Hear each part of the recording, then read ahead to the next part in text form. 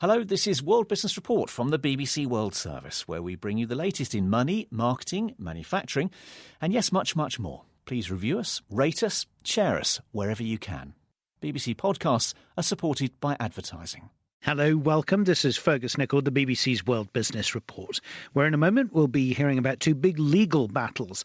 The first pits Cairn Energy against the government of India, which is resisting paying the UK oil company $1.7 billion in settlement of a long-running tax dispute. The second pits the media giant MultiChoice against the government of Nigeria, which is asking the South Africa-based company for more than $4 billion in outstanding taxes.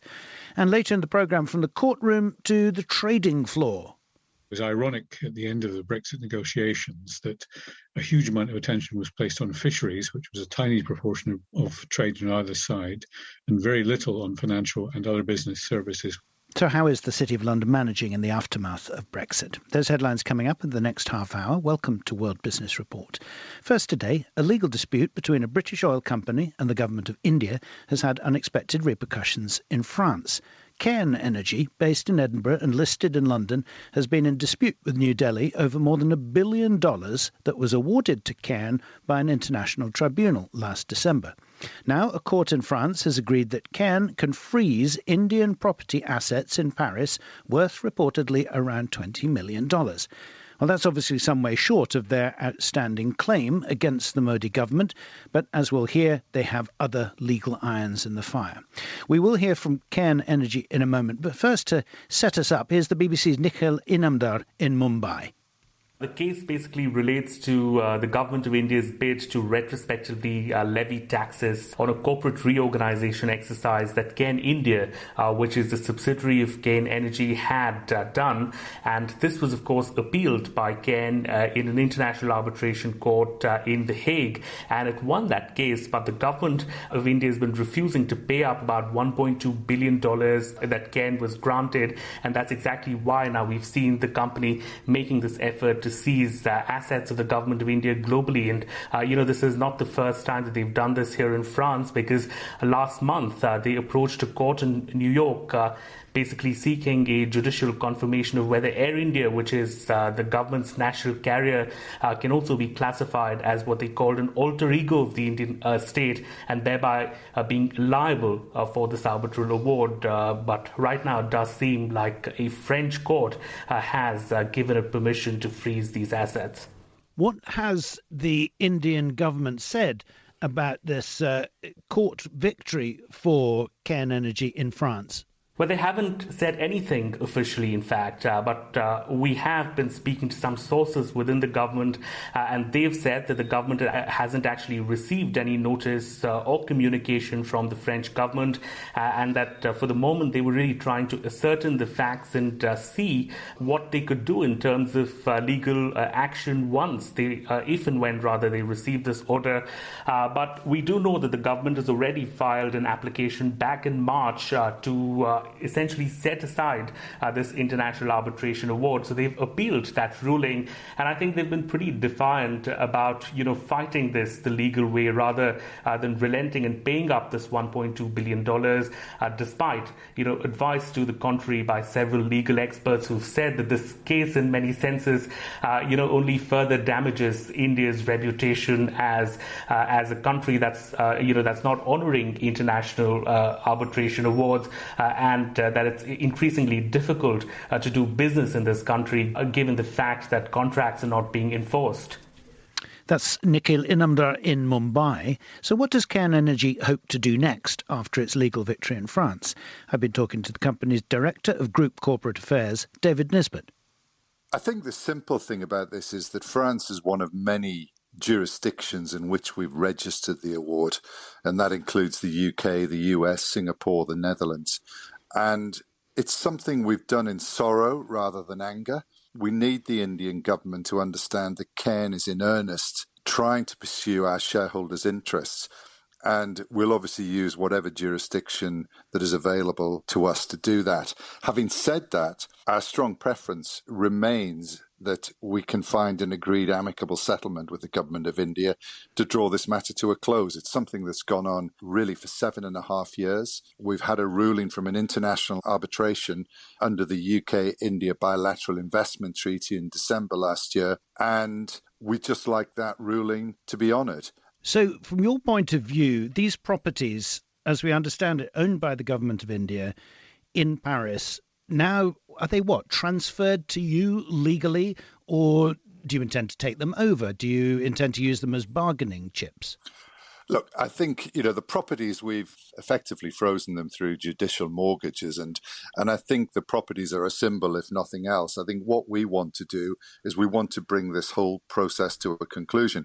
We've identified assets that belong to the government of India across the globe. We don't want this to be a legal process. We're taking this route in order to protect our shareholders' interests, but I reiterate, we want to find an amicable solution. We had a 20-year business in India that, to our minds, was a successful partnership between two countries. It was something that could be shown as how foreign direct investment worked effectively, where we came in with risk capital.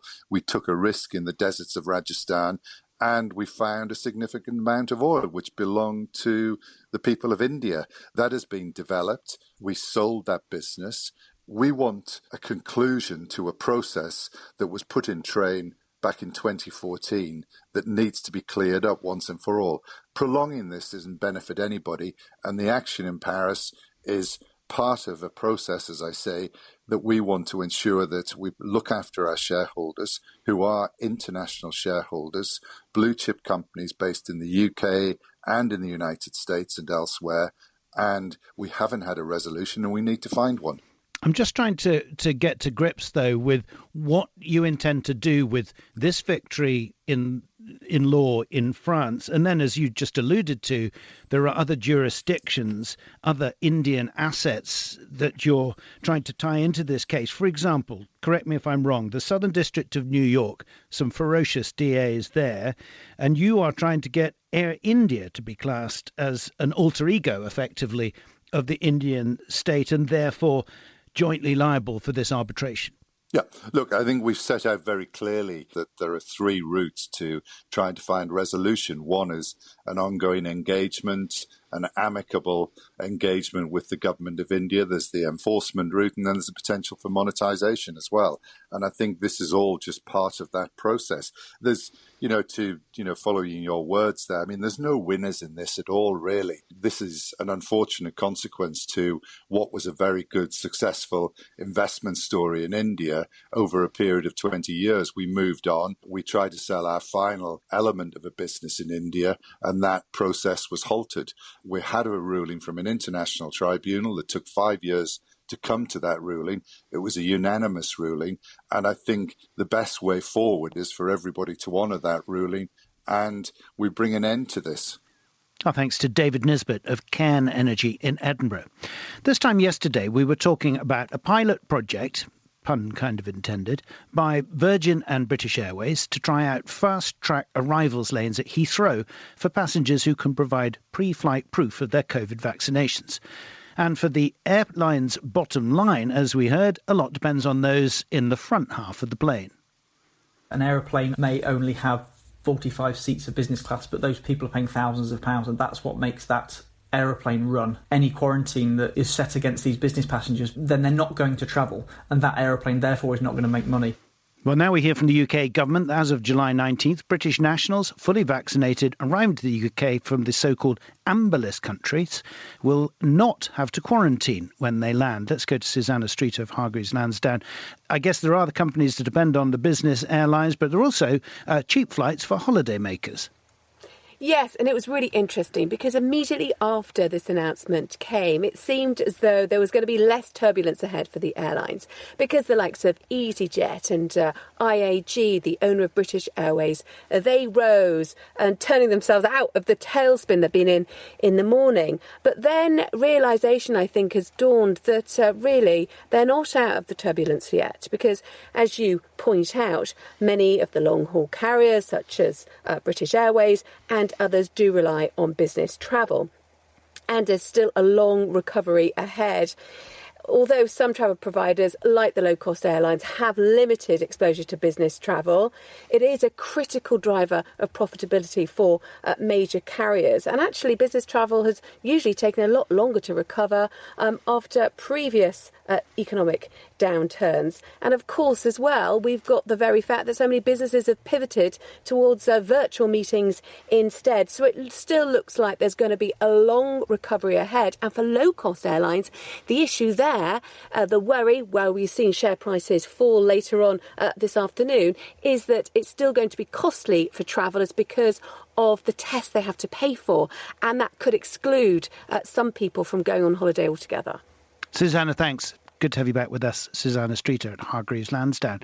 World Business Report on the BBC. If you watch TV almost anywhere in Africa, you've almost certainly tuned into shows produced by the South African media company MultiChoice. If you don't recognise that, you might recognise the name of some of their outlets: GoTV, Showmax, SuperSport. Anyone at this time of year? How about some key stats behind the company? MultiChoice has at least 20 million subscribers across 50 countries. A big chunk of those viewers are in the company's home country, South Africa, but one of MultiChoice's biggest markets is Nigeria. So, no doubt a blow to the company when on Thursday the authorities in Abuja instructed banks to freeze MultiChoice's accounts, claiming the company had, one, failed to pay more than $4 billion in tax, and two, had blocked auditors from accessing their records. Kunle Falai is with the BBC Africa's business team in Lagos. I think this is an issue that has been on the ground for a while. The Nigerian government is taking this extraordinary step because it hasn't got the kind of response it expected from MultiChoice. Basically, government is saying that MultiChoice has refused to throw its doors open, its books open, to make it possible for the government, especially the tax collecting agency of the government, to be able to access the magnitude of the business that MultiChoice does in Nigeria. And that will be used to access how much tax they're supposed to pay. Government said that they want to audit this organization, and MultiChoice has basically refused to open its servers to officials to carry out this audit. And the numbers are quite surprisingly large. I think from the federal IRS, we're hearing something like 1.8 trillion naira, about 4.5 billion US. And give us a sense of what that means in a Nigerian context, certainly in a TV sector context.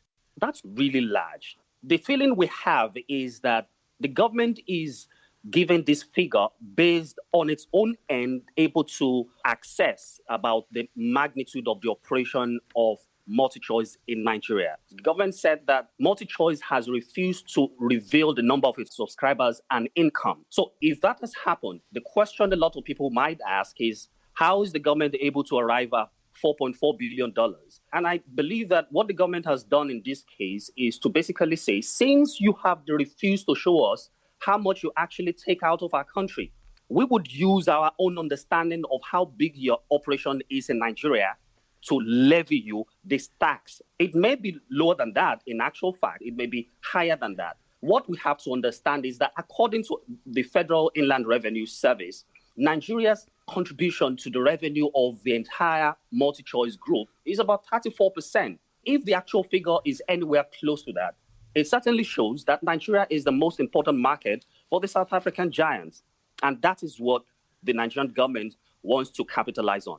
The language is quite strong, isn't it, Kunle? I'm just reading the statement from the Director of Communications in the department at FIRS, who says, regrettably, companies come into Nigeria just to infringe on our tax laws by indulging in tax evasion. How far can they go? Can they switch off these channels? You are quite right. This is really extraordinary. Extraordinary in the sense that the enormity of the accusation that the Nigerian government is making public, it's actually going to be a PR nightmare for MultiChoice. I mean, apart from that, just a few minutes after the government statement went public, the group's shares went down 3.73%. That's to tell you how serious this is. How far can they go? We are sure that MultiChoice is making efforts to reach out to the government and see how this can be resolved. But basically, I believe that what the government is trying to do here is to pass a message to other big organizations that the government is no longer playing with its tax revenue. Because the truth is that the tax to GDP intake revenue of the Nigerian government is quite low. And at a time like this, the government is really looking for a way to ramp up its tax intake. That's the BBC's Kunle Falai with our update from Lagos. One big economic question about Britain's departure from the European Union last year was how would the City of London cope? In February, it was widely reported that Amsterdam had overtaken London as Europe's top share trading centre. The city has since reclaimed its crown, but even that temporary blow left financial analysts worrying about jobs and businesses bleeding away to European rivals. The financial services sector was largely left out of pre-Brexit negotiations, while the two sides focused on hammering out mutual trade arrangements. 6 months after the UK's transition away from the EU, Victoria Craig's been investigating how the once dominant financial services industry is getting on. The next station is Bank. I'm just off the Tube, London's underground train network, and I'm walking up the stairs, out of the station, and onto Threadneedle Street. It's home of the Bank of England, and I'm surrounded by towering glass and old stone buildings. It's where negotiations, trades, and deals are made every minute of every day. It's a bit quieter than normal, thanks to the pandemic and ongoing work-from-home patterns, but that hasn't stopped the heart of one of London's most powerful industries from continuing to beat. In 2019, before Brexit was finalized, financial services made up almost 7% of gross domestic product, contributing roughly $200 billion to economic growth every year. It still supports nearly 1 million jobs, but it was largely left out of post-Brexit trade agreements. Ian Begg, professor at the London School of Economics, explains why. The City of London was left behind in the Brexit negotiations because where it is different from trade in goods is that it depends very much on common regulation to have market access.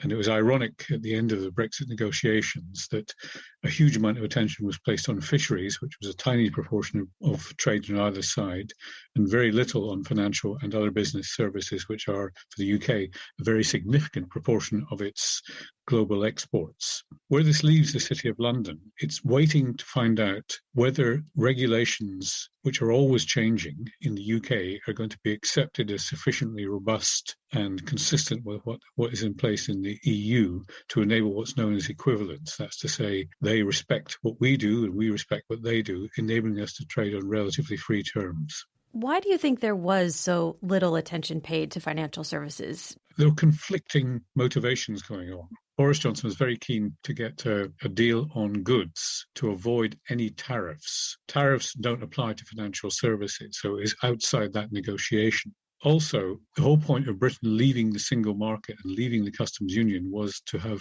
independence of its regulatory framework. We, the Brits, could regulate the way we wanted to. The European side said, well, no, if that's the way you want to play it, then we can't agree free access to your financial services exporters. Professor Ian Begg from the London School of Economics there. Well, in the run-up to the UK's EU departure, as the threat of a no-deal Brexit ramped up, so too did warnings of a mass exodus of business from London if both sides failed to strike a divorce agreement. After 10 months of trade negotiations with the EU, the Prime Minister has said this evening that there's a strong possibility of no agreement on a post-Brexit deal. Leave what may on October the 31st is hugely worrying businesses. If the EU, when they negotiate, say that anyone who does business as a bank with an EU company has to be based in the EU, we have to be prepared to serve our clients around the EU. The Prime Minister of France today rolled out his own red, white and blue carpet to the UK's finance industry. Mr. Philippe, do you have a message for London? Any message for London? A message for London. Come to Paris. Headlines there warning about the volatility such uncertainty could cause. One thing that was certain was that many businesses wanted to remain in Europe in some way in order to continue operating seamlessly there. Well, Euronext was one of the companies that decided early on it needed to make changes to how it did business with and inside the UK post-Brexit. I'm watching an advert here for Euronext. It talks about the importance of keeping the company rooted in that region. It operates major stock exchanges in a number of European cities, including Amsterdam, Brussels, Paris, and Milan. Well, in April, the company's takeover of Milan's Borsa Italiana was completed, and with it, a plan to move computer servers out of the UK. Stefan Bujna is the firm's chief executive. He says the decision was one that just made sense for his European-facing business. The core data center is basically the physical infrastructure where trades are executed. And this infrastructure had to be located within the European Union. Historically, it was based in Paris in 2000. In 2011, it moved to London, which was at that time in the European Union. Now we have to bring it back within the European Union. Hence this move to Italy. We want to have this critical part of our infrastructure within a predictable regulatory environment, and we have no visibility as to what will be the future of regulations applying to circulation of data between the European Union and a third country like what the UK has become post-Brexit. That's Stefan Bujna, the boss of pan-European stock exchange operator Euronext there. Well, the company is not the only one to have shifted away from the UK after Brexit. Last week, JP Morgan boss Jamie Dimon was in Paris to inaugurate the U.S. investment bank's new European hub. French President Emmanuel Macron, who was on hand to welcome the move, has been courting financial companies to shift to Paris in an effort to transform that city into Europe's post-Brexit financial center. Though JP Morgan will retain a substantial presence in London, 800 of its staff members will be based in the French capital by the end of next year. To stem that tide and in a move to bolster the British capital's dominance in financial services, the UK government unveiled a plan to sharpen the sector's competitive advantage in a post-Brexit world. Here's Chancellor Rishi Sunak speaking from London on Friday. The US is already our biggest market, with the UK exporting $28 billion of financial services every year. Our ambition is to deepen regulatory cooperation even further with our closest ally. Former European Commissioner for Financial Stability, Lord Jonathan Hill, led a review into ways to make the industry more competitive. His recommendations have now been picked up by the UK's industry watchdog, the Financial Conduct Authority, to possibly be implemented down the line. What's increasingly clear is that London's future is going to be global. We will look to the US, to Asia. I think the underlying political dynamic is to drive Britain further away from the EU. You argue the country needs faster, more flexible, more targeted regulations. So what could those look like?